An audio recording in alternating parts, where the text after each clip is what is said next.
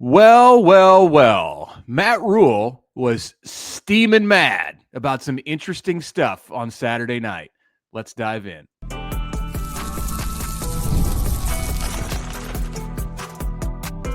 You are Locked On Nebraska, your daily Nebraska Cornhuskers podcast, part of the Locked On Podcast Network, your team every day.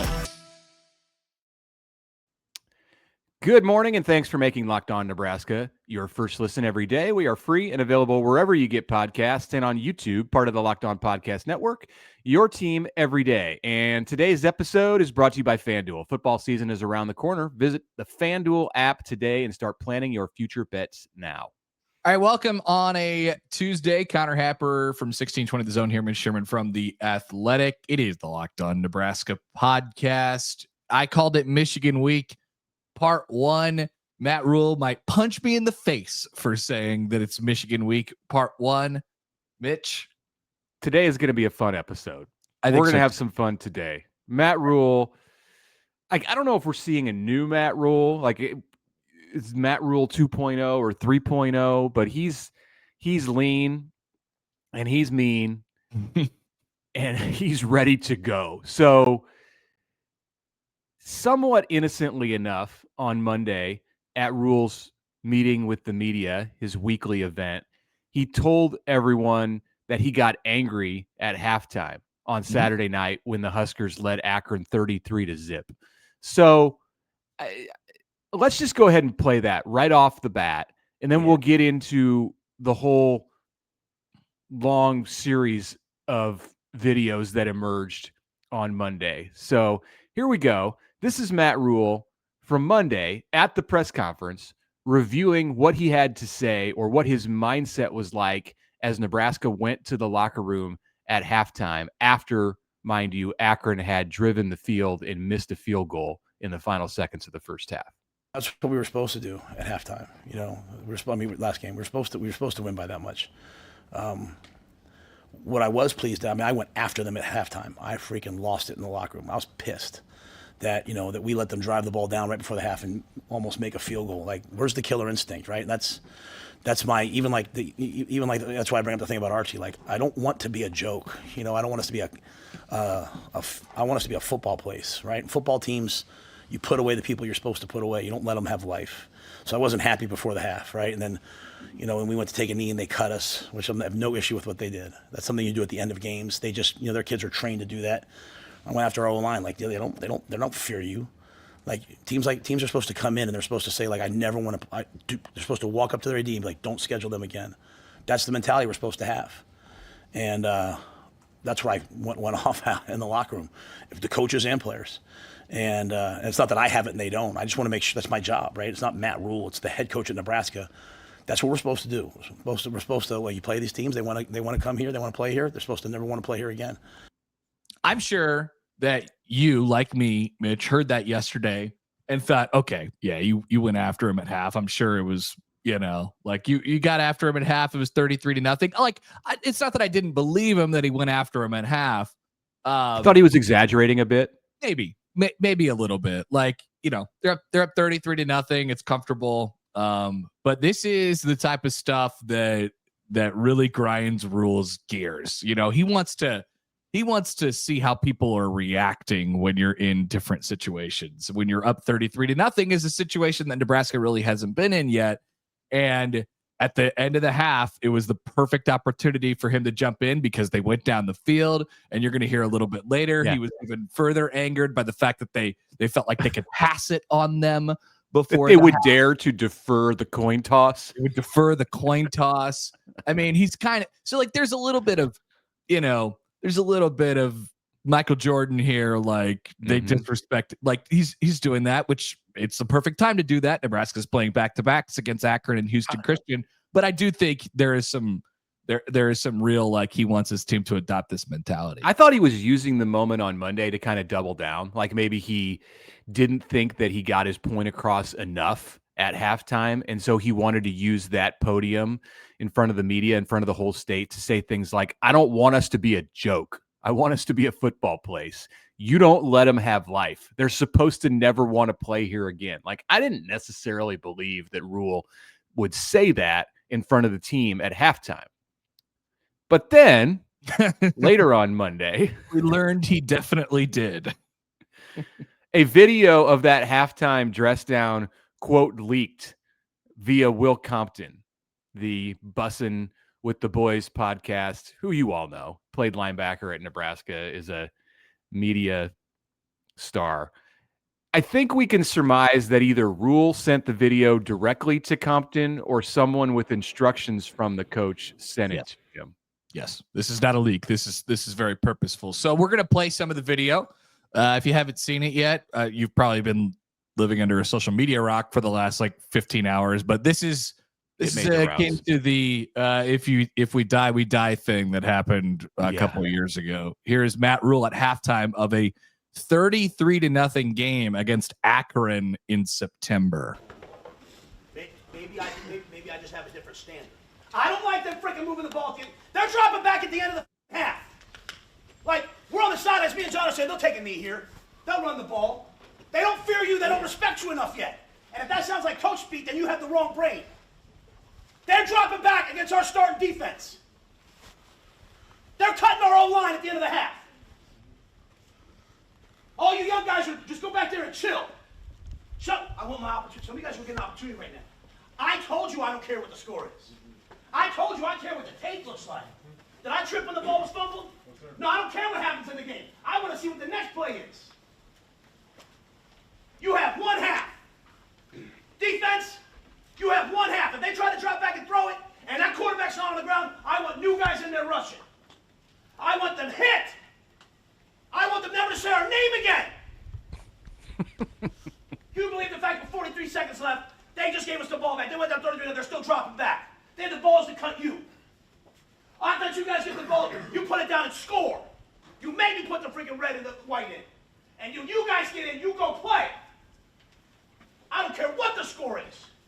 Troy told you shutouts are precious. We almost gave them a shutout. I want them I don't want them ever to say our name again. That's the killer instinct I asked about. Not what does my hair look like, what do I look like in the freaking mirror. I walk in here, guys in the mirror checking themselves out. Got a chance at a shutout. You guys got a chance of freaking hanging a score around here we haven't hung in a long time. We don't work hard enough to go take what we want? Go take what you want. You want to get in the game? DJ, you run your ass off on all those routes all week? Now you got a chance to get in the game maybe. If your brother and your brothers will put them away. It's about time people say, I don't want to schedule those guys anymore. I don't want to play those guys anymore. And if my standard's too high, then leave. And if you're with me, go out there and do not, I don't want to see a smile. I don't want to see nothing silly. I want to see a bunch of guys locked in that wants to make a team quit. I don't know why he showed you guys Bronx Hill at the end of it. You know what he said to that guy after beat out that biker gang? He said, look at me. I did this to you. He wasn't scared to make sure that guy knew who he was. I did this to you. When you're shaking their hand at the end of the game, they better have that look in their eye. You did it to them. It's supposed to be 33-0. It's supposed to be that score. Now, what's the second half supposed to look like? I'll see you guys on the field. Wow. All right. Wow. I mean, we weren't going to play that whole thing, but I couldn't stop. I was like, let's just do this. Why not? That has a very Blair Witch feel to it. Yeah, it's the camera's moving around at all times. Post edit, they would have been able to put all that together, but there's the raw footage. Yeah, I like how they bleeped out some of his words nicely for the audience. I mean, yeah, clearly it wasn't leaked because then the words would not have been bleeped out. But yeah, it was set to Will Compton by, I'm sure, Matt Rhule. I never want them to say our name again. Yeah. I did this to you. Guys looking at themselves in the mirror. So once again, this is on one hand, classic football coach stuff, it's not about the result. It's about the process. Rhule's been big on that.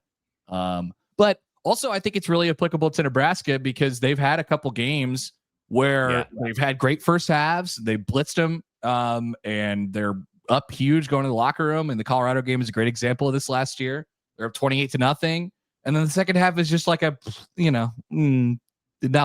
And that changes the mood throughout the rest of the week, and it leaks into your next game. And for Nebraska last year, it was Northern Iowa.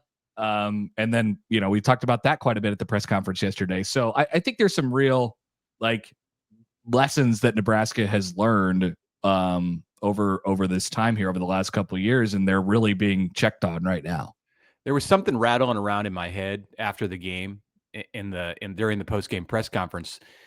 It wasn't like I suspected that might have happened, but for whatever reason, I kind of thought, that was really notable that Nebraska played a full 60 minutes. Like, we've seen 30 minutes from this team before. And I asked Dylan Raiola about it in his post-game press conference.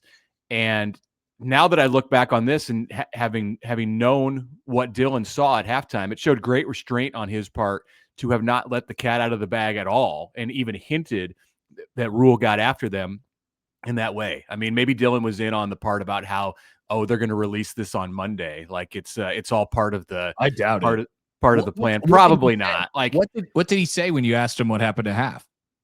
I didn't ask him what happened at half. I asked him about the importance that he felt of playing a full 60 minutes. And how that was something that they hadn't done in the past. And he just gave a ho-hum answer about that. Anyway, you have to, you can do this, but it can't look too performative. That's the fine line that Matt Rhule is walking with this in doing this in week 2. It's not like it can't be an every week thing. If he comes out at halftime or there's video of him on the sideline against Houston Christian, and he's saying, "You make sure they remember forever the night they played the Huskers." Like, that's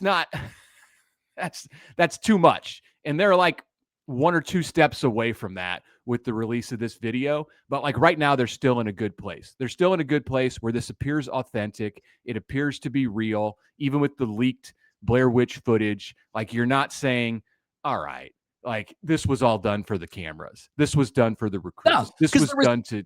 There was a real practical reason that they did it. Like, you could absolutely go back to a previous thing. Goal. So I think it is, like, in a way, it's performative because you don't need to be doing all that up 33-0. If Nebraska would have won 44-0, it would have been the same. It would have been, it wouldn't have felt as good, but it would have still been a win. And to go against Rhule's point, all you do need to do is score more points than the other team. That a win is a win. But right now for Nebraska, it's how it feels. That's a big part of this, because it did not feel good coming off of week 1 when they only won by 3 and they needed a game-saving interception. So they have to find a way to feel good going into Michigan, and that's what this is about.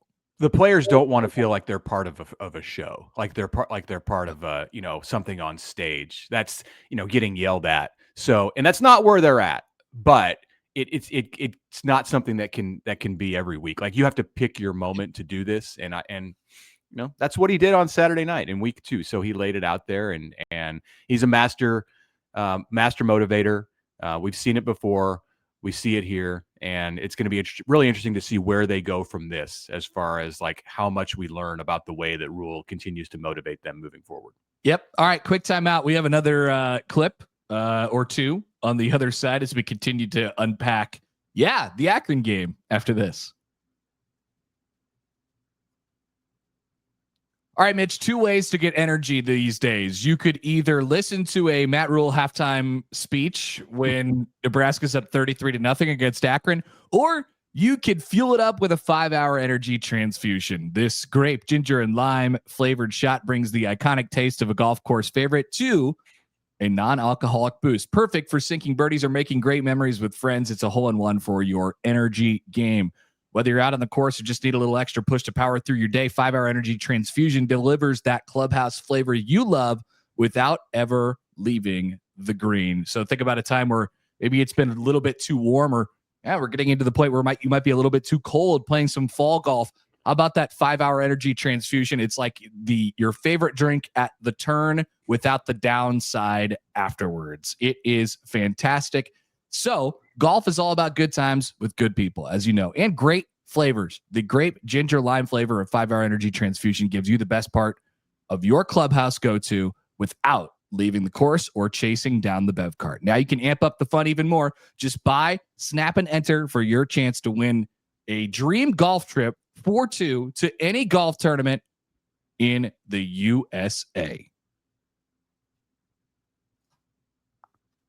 And once again, the NFL season is here. FanDuel is making sure you're ready for kickoff with a can't miss offer. Right now, new customers can bet just $5. And if your first bet wins, you'll get $300 in bonus bets to use across the app. There's no shortage of stuff going on right now, ladies and gentlemen, whether it's your single play Thursday night, Friday night, of course, all day Saturday with college, all day Sunday with the NFL, and then even Monday night as well. If you live bet last night on the Minnesota Vikings, then depending on what time you got it at, you might have liked your outcome on that. That's just one of the many options available for you on FanDuel. Same game parlays, fantastic as well. You are ready, so it's time to sign up now. Download the FanDuel app by visiting FanDuel.com to get started. FanDuel.com and place your first $5 bet today.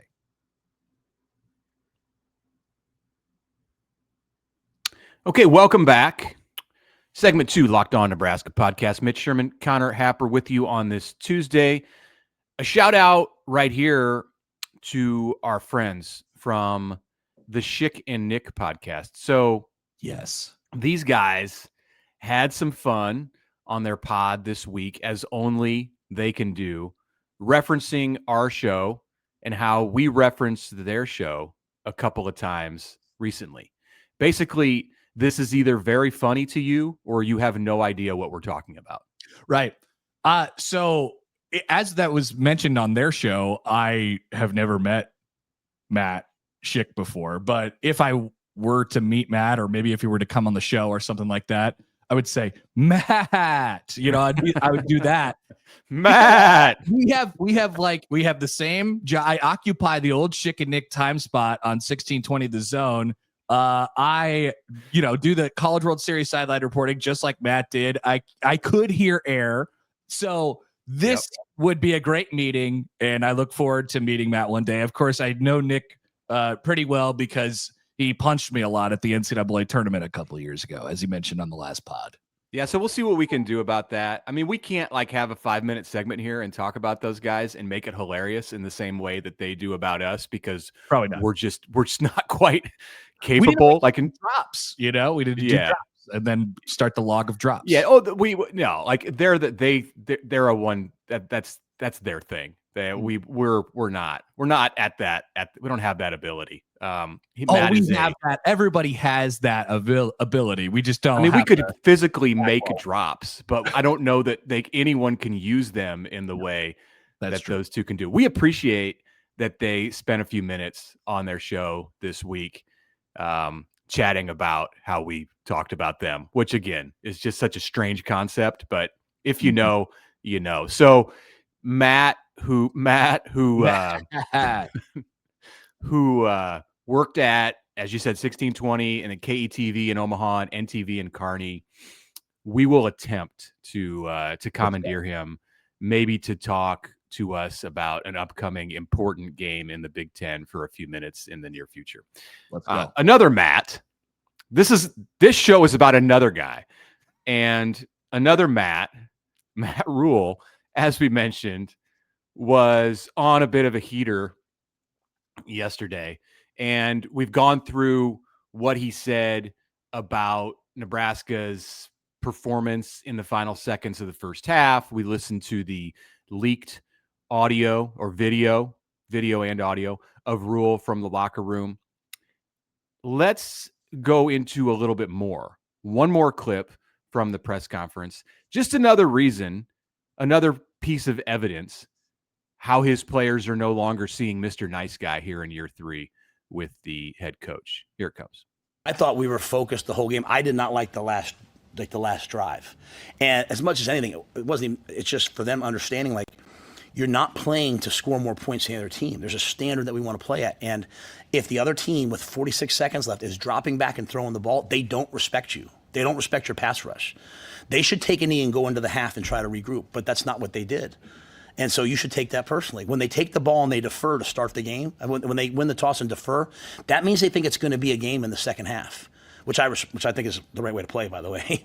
But like these are things as a player, like if you have to have an edge to yourself. And so if the edge only comes from like, well, we're playing a ranked team, then that's the disease of average. Like you have to find an edge every single week because there's a man lined up against you that thinks he can beat you. And so you have to beat him. And at the end of the game, he's either going to shake your hand and say, I can play at your level. I'm good enough to play at Nebraska. Or he's going to shake your hand and put his eyes down and be like, hey, good luck the rest of the way and get ready for his season. And so that's the mindset we're trying to get across to our guys. We've been trying to get that across since year one. But we're also trying to tell them, like, you also have to go to class during the season. Like, what? I have to go to class too? Yeah, you have to go to class too. So, like, there's like steps to this thing. And so I think now we're at this step, like, we're looking for competitive greatness. Preparation leads to poise and confidence, which leads to competitive greatness. And even though the situation, like, you get in the game and you're up by 60 points, is that competitive greatness? Well, for some of our guys, yeah. It was their chance to play. And you know what? Ashton Murphy ripped through and got a sack. I mean, he can't control when he gets in the game, but he can certainly control what he does when he gets in there. And so that's what we're looking for this week. And so if we go out there this week or we go out there at practice this week and we think we're a good team and we start listening to that disease, just like I tell them, don't listen to the noise when everybody's saying, you guys can't do this, you can't do that. Don't listen when they say you can do this. That's just the film. What does the film say? A little more measured. He was a little more measured in that one. Yeah. There was none of the don't ever let them say your name, that kind of thing. So no, but the whole, like, if they're throwing before half, and they get the ball back with 46 seconds left, they don't respect you. I gotta say, I don't know. I don't know. I don't feel like that would cross my mind. I felt like that was probably a normal thing to try to do, and obviously it worked, and they got in field goal range. They just missed the field goal right before half. So like I said, it's mildly performative in the sense that he's ginning up, anger and emotion toward little tiny things, but obviously that's, a little closer to what he wants his team, how he wants his team to feel. And so the message, I'm sure, is well received this week, and they're going to need a lot of it when it comes to Houston Christian. They're going to need a lot of it in the artificial motivation. Yeah, in the third quarter, they're going to have to be saying they don't respect us. They're not crying to their mommies yet. So let's go get them. Look at how they're still sending 11 players out on the field for every drive. They don't respect you. Right. So if they respected you, they would just sit on the bench and cry. And the thing is, Mitch, like, this all sets up for Nebraska to just be in a fantastic mental position going into Michigan week part 2, aka Michigan week, next week. Mm-hmm. I just like this. It's setting up for and I know Michigan lost to Oklahoma, but it's setting up for the signature game in the Matt Rhule era so far. I mean, that is a huge game. That is a high bar to reach because of what happened against Colorado last year. But considering the opponent and the ramifications and the fact that it's a conference game, yeah, I mean, this one has the potential to surpass that if Nebraska plays well and wins. The thing with this style of motivation that we saw on Monday and we learned about from the game on Saturday is that it's not geared toward one opponent, and I think that's a big it's an important item to remember. Last year it was Colorado. Yeah, like they did a great job of being motivated and getting hyped for that game. But once it was over, it was like, all right, now how do you do this for Northern Iowa? And how do you do it for Rutgers in Illinois? Like Indiana, you should be able to, but they put so many eggs in that basket, and then the basket was empty at the end of that night in September. And here, like this style of doing it, you can find ways to kind of go back to that well throughout the season. With that, at least I think that's the strategy. Agreed. Yeah, it's a really, really good point, because they, it was great in the moment when they beat Colorado last year, but you're right. That basket got emptied out a little bit. All right, let's take a break. We might have one more from Matt Rhule on the fans and some other things that were covered in yesterday's press conference after this. Hey, did you know that college football is back? We all couldn't be more excited. The tailgates, the rivalries, the energy in the stands, there's just nothing like it. But let's be real. actually getting tickets to those games can feel like more of a battle than the contest itself. You deal with endless queues, hidden fees, prices that jump at checkout. I know I've experienced that. That's why I use Game Time. It's the app that gives the advantage back to the fans. The easiest way to score last-minute tickets at the best price with no surprise fee. What you see is what you pay on Game Time. The app makes it simple to see the view from your seats. You can take advantage of zone deals. With that, you pick the section, Game Time picks the seats, and then you save the money. So take the guesswork out of buying college football tickets with Game Time. Download the Game Time app, create an account, use the code LOCKEDONCollege for $20 off your first purchase. Terms apply. Again, that's promo code LOCKEDONCollege for $20 off. Swipe, tap, ticket, go. Download Game Time today.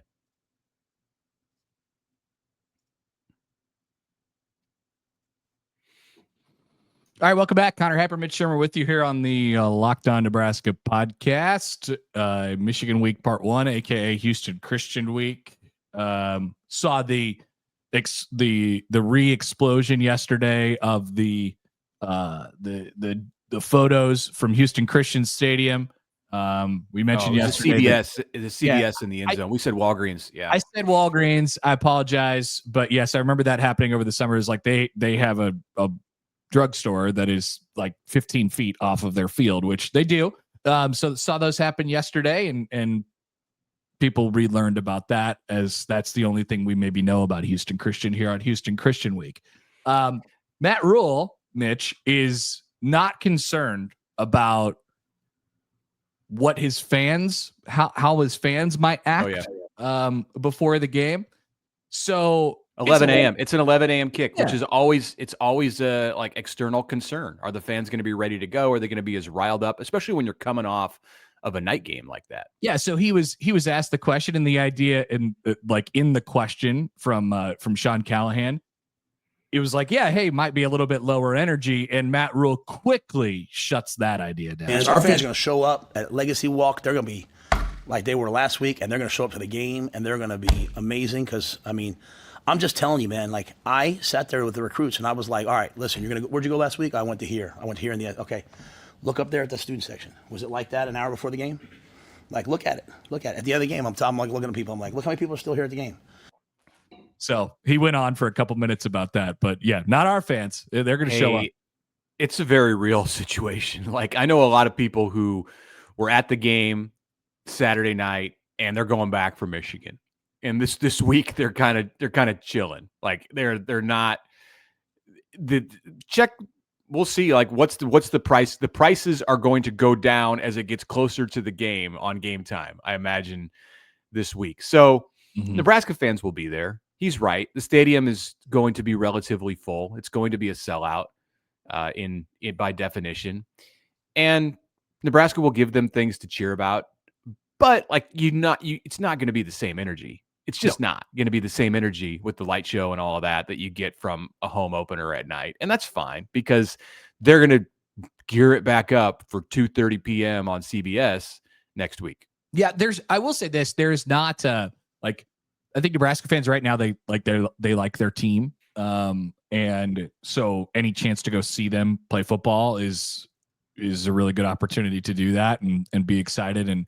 But like you said, you can't replicate the night game feeling and the buzz of the all day lead up to it. But that being said, like I think, maybe as good of a 11 a.m. crowd against an FCS opponent as you're going to find in the country. Sure. Because when this game happens in Tuscaloosa or in Athens or in Columbus, Ohio, I don't know. Ohio State probably doesn't play a lot of 11 a.m. games against FCS teams. Like they save those 11 a.m. games, or they're noon at Ohio Stadium, are generally saved for like Penn State and the big opponents on the schedule, which endlessly torments Ohio State fans. But at least Nebraska, like this is kind of like the old Big 12 model, where the less attractive games end up in this early window. For Ohio State, in Penn State sometimes they end up in the big noon window. And that's what Nebraska's striving for. If Nebraska ends up playing against big time opponents at noon inside Memorial Stadium, then that's another indicator that they've arrived and Fox wants to be there. Right. It's all opponent based. But the night games are different and a little bit special. Other news, Donovan Jones, he got a black shirt. Matt Rhule said, well, yeah, we threw a black shirt on him. And he's played really well over the first 2 weeks of the season. Nebraska's third corner. Also, all three, Andrew Marshall, Sierra Wright, Donovan Jones, now with black shirts. And interesting to see like what they'll do at some other spots. Vincent Shavers didn't have a black shirt when they were first handed out. He's alternating with Marquess Watson Trent at that inside linebacker spot. You know, I'm still waiting for Riley Van Poppel to have kind of a breakthrough over there on the defensive line. And we saw him block a kick on special teams Saturday night, but where's he at in the offensive backfield, like tearing down running backs? We saw that from Cade Petschak, who plays defensive end with Cam Lenhart and Winery. I believe they're all listed at the same spot on the depth chart. So that's a deep position for Nebraska. But yeah, you might see one or two more here this month if Nebraska pitches another shutout.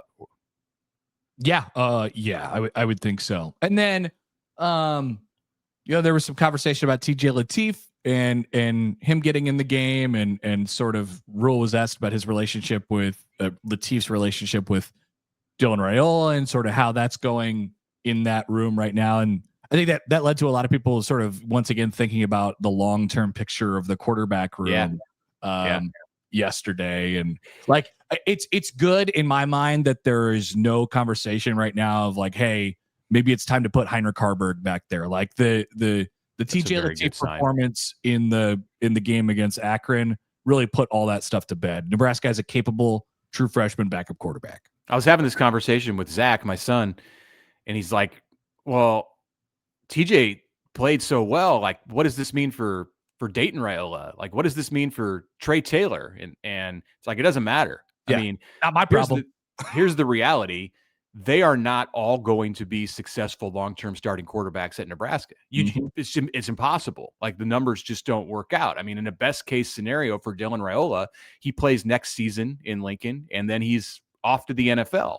And then presumably it's TJ Lateef as a second-year player in the program. At that point, Dayton Raiola is a true freshman, and Trey Taylor's finishing up high school in Chicago. So if TJ were to take over as a junior, then, you just continue to roll with it. At that point, there'll be another quarterback in the 2028 class who's committed, and people will be saying, well, what about that guy? But you absolutely like to have depth, and you'd like to have more options at that position, short-term and long-term, than what you will possibly ever need.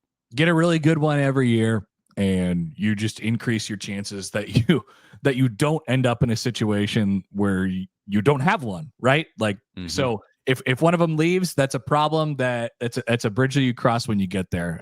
It's not anybody's responsibility to figure out exactly what that's going to look like until that actually happens. This is maybe a rhetorical question, but when was the last time that Nebraska had a backup quarterback, a number 2, who threw the ball and looked like TJ Lateef did on Saturday night?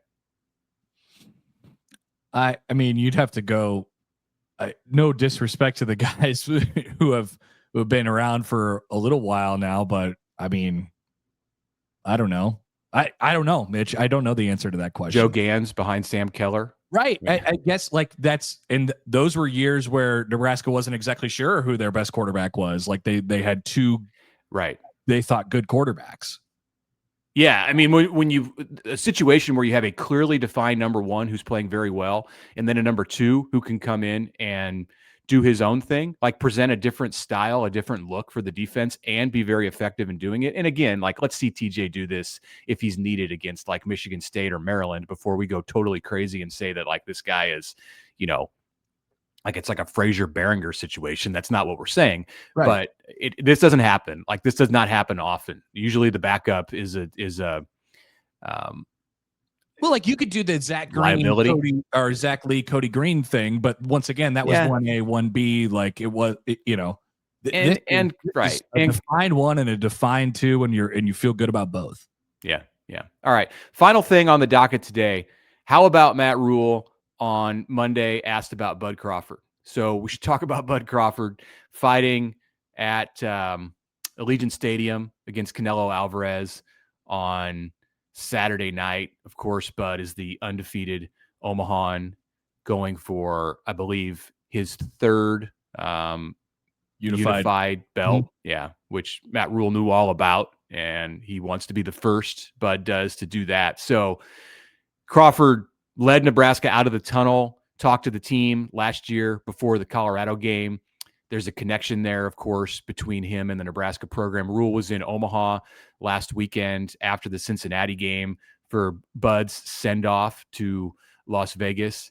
And, Rhule gave a great answer about how Crawford is the ultimate competitor, and he puts everything on the line, even when he doesn't have to. And that is the kind of spirit that Rhule is trying to embed in his football program. Yeah, he always goes, especially when you're a couple of days away from a really big fight here. He talked about the idea of he could just retire right now, right off into the sunset, and be one of the greatest of all time. But Rhule said, look, he's risking it. He wants to do something that nobody's done before, or that very few have done before.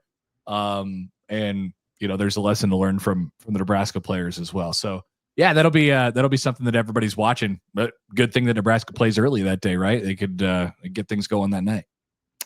Yeah, it'll be. I wonder, do they have a giant watch party for the Huskers inside the Osborne complex? They could put the fight on the huge TV in the lobby of that building that you can see from like blocks away, across campus. Yeah. I walked by that again the other night, and I was like, oh my God, I forgot that existed. It's gigantic. It radiates for blocks and blocks. Mm-hmm. I mean, the Nebraska coaches, of course, will be looking up from their computer screens and game planning boards as they truly move on to Michigan after the game on Saturday. But Bud, no doubt, is going to get their attention for an hour or so. For sure. All right. That is it for us today. Appreciate you guys being here. And before we go, another quick reminder that it's another big moment for Locked On college football fans. Locked On and Fire TV present College Football Kickoff, your ultimate college football weekly preview with Drake Toll, with Gary Patterson, with Jesse Holly. They have you covered. College football preview only Locked On can do. Catch College Football Kickoff every Thursday throughout the season, only on Fire TV.